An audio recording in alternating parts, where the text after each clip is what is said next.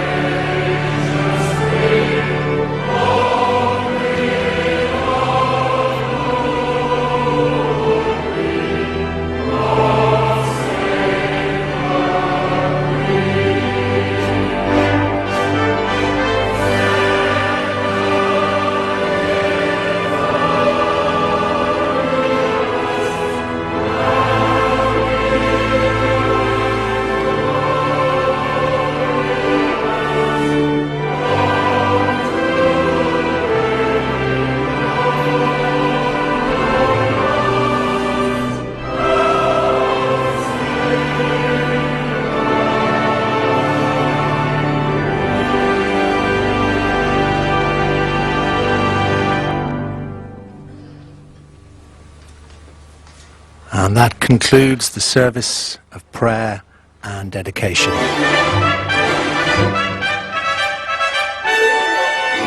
And as the Prince of Wales and the Duchess of Cornwall leave the chapel, they'll bow to the Queen, make their way to the west door for the family photographs.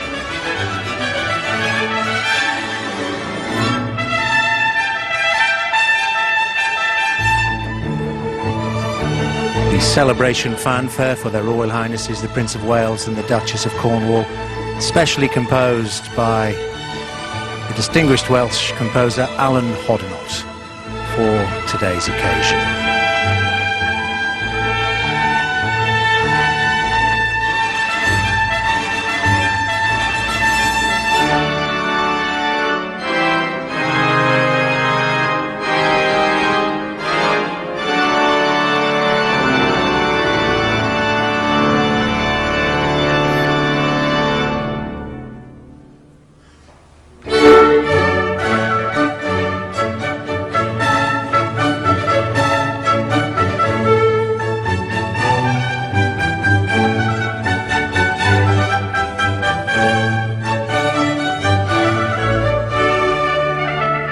Orchestra playing Handel's Water Music as the families make their way there, the wide open door, to the west steps of St George's Chapel.